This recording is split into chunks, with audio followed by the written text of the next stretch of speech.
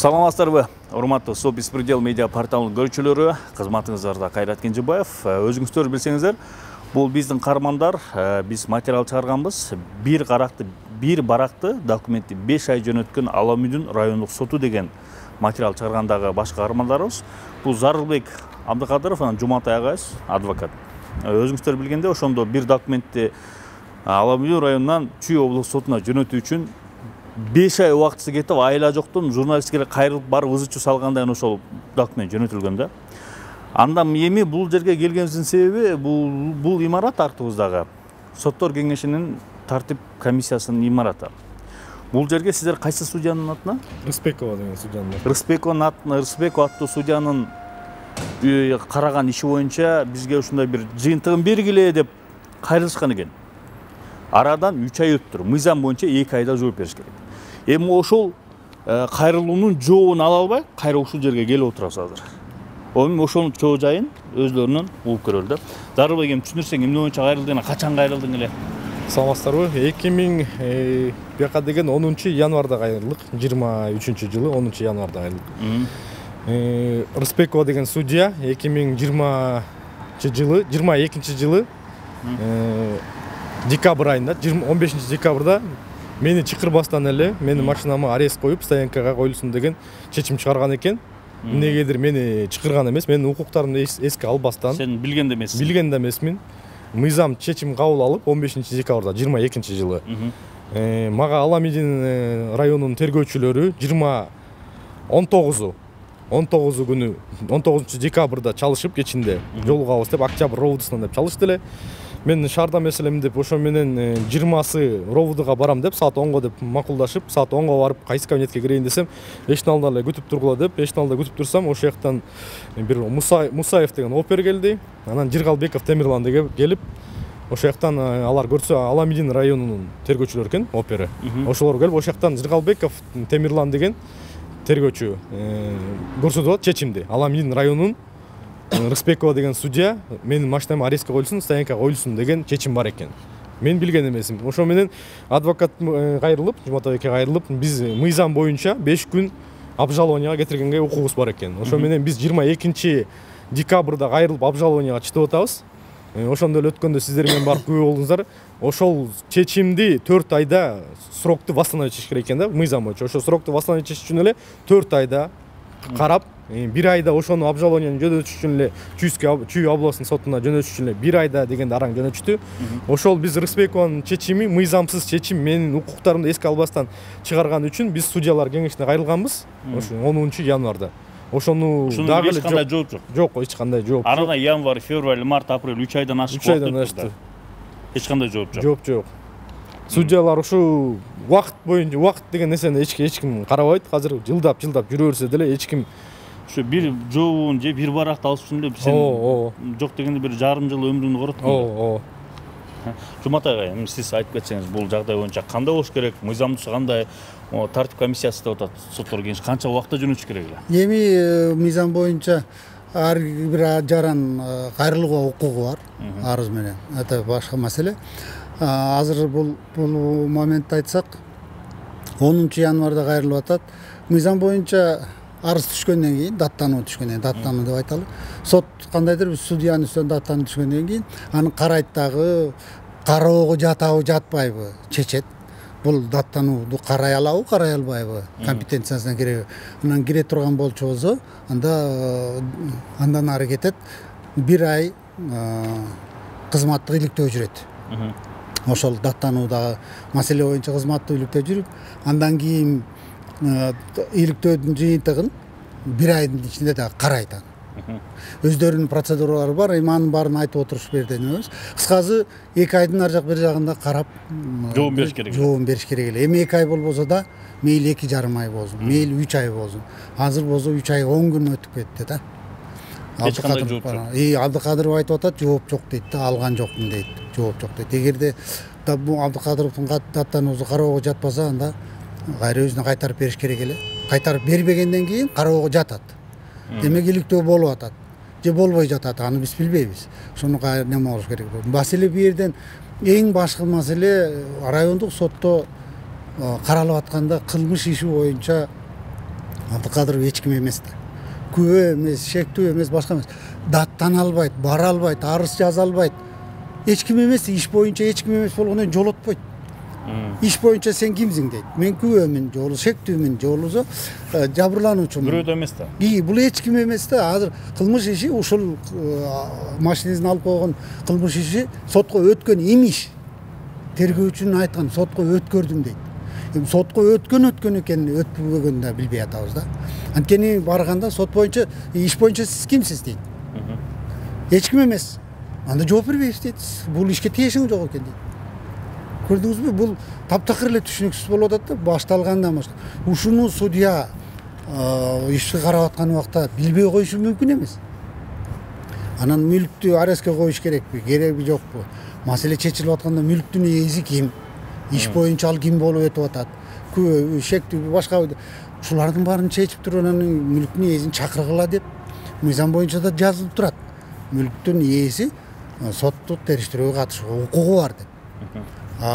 Азыр болсо Абдыкадыровдун укугу тебеленип атат да. Өзүңүз байкагандай тергөөдөн баштап сот, райондук соттон андан ары кетип атат да. Мыйзамыбызда бар. Бул айткандай мөөнөт дегенди таптакыр карабай калганбыз азыр. Мөөнөт эмне?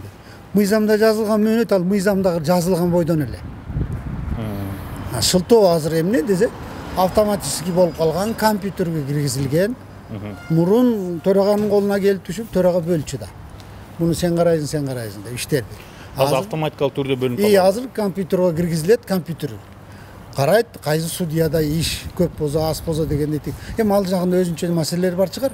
Ошого шылтоо кылышат да, компьютерге салабыз, анан компьютер чечет, анан биз барганда эле ошентип айтып атышат. Анан ал жагындагы биздин укугубуз жок, барып текшерип, эмне үчүн бээрин туура эмес кылып атасың, бээрин туура кылып атасың деп текшергенге да укугубуз жок да. Биздин укугубуз жөн эле даттанып, арыз жазып чындыгында аны текшерип атабыз. Бул арыз боюнча жооп бериш керек эле да. Ошону жооп бербей жатат, анан дагы келди, эмне деп айтат, пресс-секретарь чыгабы же башка чыгабы. Бияка биз киргенге. Азыр басмачысыз катчысы бар экен, ошого чалалы, чыксын, иш боюнча сурайлы, анан жоонугалы. Не дейт, кандай дейт да? Урматтуу көрүүчү, азыр бияктын дагы бул тартип комиссиясындагы басмачысыз катчысы бар. Ошого азыр телефон чалабыз. Бул суроону кабыргасынан коебуз, анан жоонугабыз. Абоненттин телефону өчүрүлгөн же жеткирилди.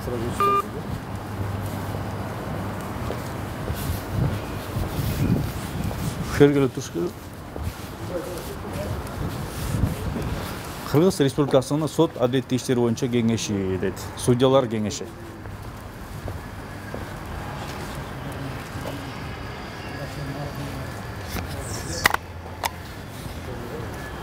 Жүргүздөр кирели.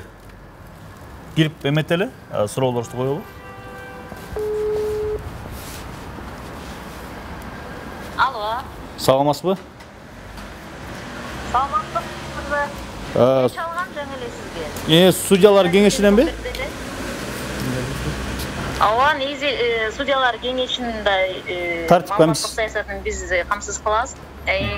Биз ушул жерге келдик эле, Тербишалиев 15-теби, Дарик. Ооба, менин кызым айтты, себеп дегенде биз бүгүн приставтарды да тартканы кеттик эле, тренировкасын.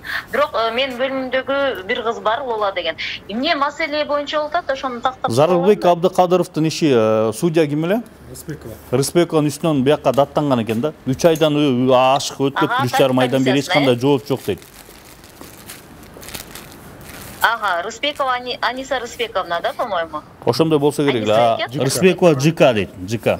Аламиндин районунун тергөө судьясы. Сөзсүз ал башка судьяда. Тартип комиссиясына кайрылган, анан ошол боюнча чара көрүлө элек деп кайрылып атабы ошондо? Январдын 10-да кайрылып атат. Мыйзам боюнча силер 2 айда жооп беришиңиздер керек экен. Бирок 2 ай эмес, 3 айдан ашык убакыт өтүп кетти дейт. Ошонун жооп берели дегенбиз. Эмне болуп атат? Же бул каралабы же иш каралбайбы? Ошону жообун берип койсоңуздар жакшы болот да. Биякта адамдагы келип түшкөн арыз сөзсүз каралат. Мен азыр секретариаттан сурайын. Азыр мен кызым чыгып үстүнөн сурай калсын да. Ким арыз жазган адам ким дедиңер? Кайрылган кыз. Абдыкадыров Зарылбек. Абдыкадыров Зарылбек. Карашабыз, биз тактай коелу. Биз эшин алабыз, күтүп турабыз, эшин алымда күтүп турабыз. Бирок Кайрат мырза мындай негизи судьялар кеңешинин алдында тартип комиссиясы, судьялар кеңешинин тартип комиссиясы өзүлөрү комментарий бериш керек.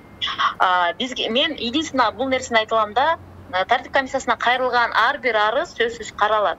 Эгер ал боюнча иликтөө жүргүзүү талап кылынса, тартип комиссиясынын мыйзамы боюнча, ал боюнча ошол тартип комиссиясынын мүчөлөрү иликтөө жүргүзөт. Орусча айтканда служебное расследование жүрүш керек. Ошол служебное расследование бүткөндөн кийин эки тарапты чакырат. Ошол арыз жазган даттануучуну, анан судьяны чакырып туруп, анан чечим кабыл алынат. Биринчи тартип комиссиясы карайт, андан кийин аны судьялар кеңешине алып чыгат да. Биз азыр маселени тактайлы, ал арыз качан келип түшкөн, кимге бөлүнгөн, бүгүнкү күндө кайсы стадияда ал? Ошону тактап бериңиздер, бул 3 айдан ашык убакыт өткөн турду, ошондо бир жооп берип койсоңуздар. Ошон үчүн келип атат да булар, күтүп атабыз, эч кандай жооп жок деп. Абдыкадыров Зарылбек, всё хорошо, тактайлы. Аламин райондук сотунун тергөө судьясы Рыспекова ЖК. Всё. Күтүп атабыз, биз эшин алындабыз. Азыр басма сөз катчысына кайрылдык. Өзүңүздөр уккандай, азыр тактап жооп беребиз дейт. Эгер бул иш, ар бир иш каралат, ошо кароодо ким арыз даттанса, ошондо эле судья экөөнү чогултуп, чогуу алып келип бир жерге беттештирип тактайт экен да. Бирөө 3 айдан бери эмне иш жүргөнү аз белгисиз, чыккандан кийин белгилүү болот. Кайрат мырза, эгер сиздерге тартип комиссиясынын мүчөлөрүнүн комментарий керек болсо, келаткан жумада заседание болот, ошондо комментарий интервью уюштуруп бере алабыз. Ал эми бүгүнкү арыз менен кайрылган адамдык боюнча тартип комиссиясы караган экен. Бирок чечим судьялар кеңеш тарабынан ал кишиге акыркы чечим болуп жөнөтүлөт да, бул заседанияга келгенде кол коюп, бунун өзүнүн процедурасы бар да, мыйзам чегинде. Анан эме кечиресиз, 3 айдан бери ошону карап атабы, 3 айдан бери ошол туура карап карабай турган 3 ай убакыт өтүп койгонбу? Кайрат мырза, ал боюнча мен комментарий бере албайт экенмин. Ал иштин чоо жайы ошол тартип комиссиясынын мүчөлөрү гана изучать этип, карап чыгып, иликтеп, анан мыйзам чегинде карай турган нерсе да. Бизге ал боюнча менде азыр мисалы сизге бергидей менде тартип комиссиясынын чечими же судьялар кеңешинин чечими жок болгондуктан, ошон үчүн сизге сунуштап атам да. Кийинки жумада атабыз. Анда Назира айым мындай да, ошондо тартип комиссиясы кара элек да бул ишти. Кара элек да. Жок, каралыптыр. Тартип комиссиясы менен судьялар кеңешинин заседаниясы бир айда бир жолу болот. Булар бир айда бир жолу келип чогулат да.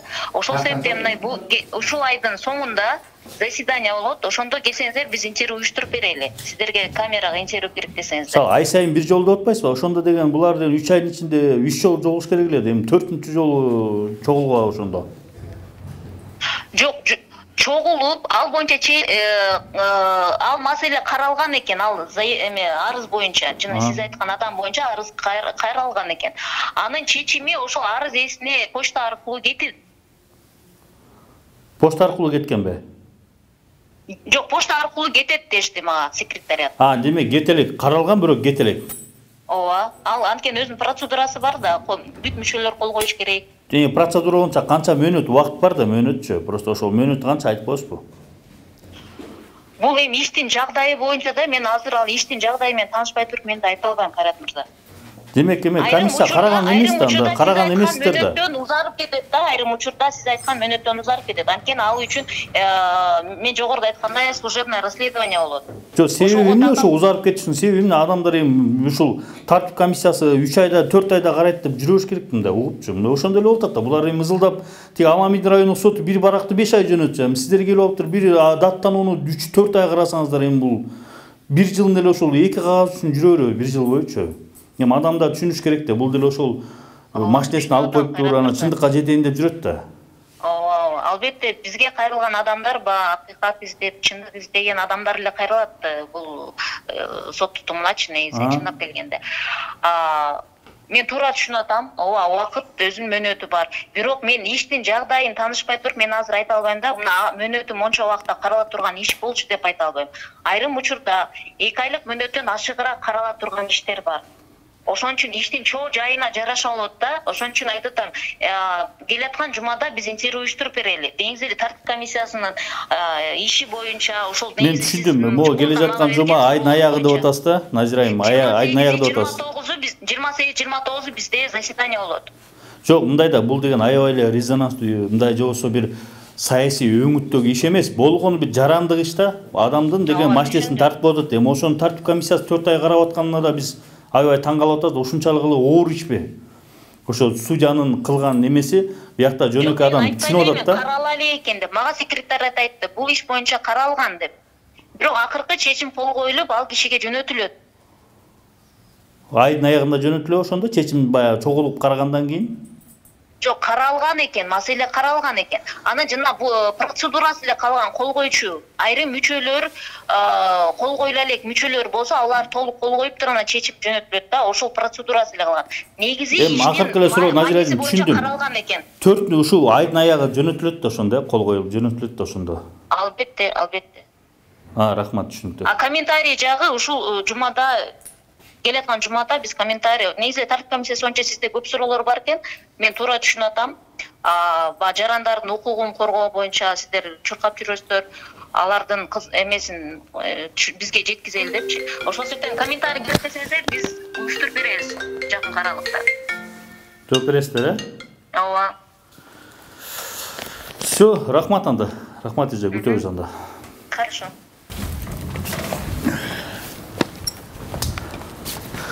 Урматтуу биздин көрүүчүлөр, өзүңүздөр уктуңар, азыр ушул Зарылбек Абдыкадыровдун ишин тартип комиссиясы 4 айдан бери карап тур, бирок акыркы жыйынтыгы жок. Сиздерге интервью керек болсо ушул жуманын аягында беребиз дешти. Ага да келебиз. Эми бул Зарылбектин ишинде ушундай болуп атат да, Аламин район соту бир документти 5 айда жөнөтөт. Мындай соттор кеңешинин тартип комиссиясы болсо 4 айдан бери бир даттанууну карайт да, жыйынтыгы да жок. Караптыры жыйынтыгы, акыркы жыйынтыгы чыгат айдын аягында дейт да. Биз да ошо интервьюга келебиз, интервьюларды алабыз. Ошондо да бир тартип комиссиясына бир катар суроолорубузду мөөнөттөр боюнча беребиз. Анан акыркы сөзүң болсо, кайрылып койсо ошо интервьюга да келебиз, анан өзүң да кайрылган бар деп атам. Мен таң калганым ушу менин автомашинамды Рысбекова судья мени чакырбастан, менин укуктарымды эске албастан сот отурумун чечим кабыл алып туруп, арестке стоянка койсун деп ошого таң калгам. Ошону мыйзамсыз чечим чыгарганын ушу соттор тартибине кайрылганбыз. Ушундай беспределдер качан токтойт деп, ушундай ушу жака келип кайрылып ушулардан акыйкат издесек, булар да ушинтип жооп бербей жатат да.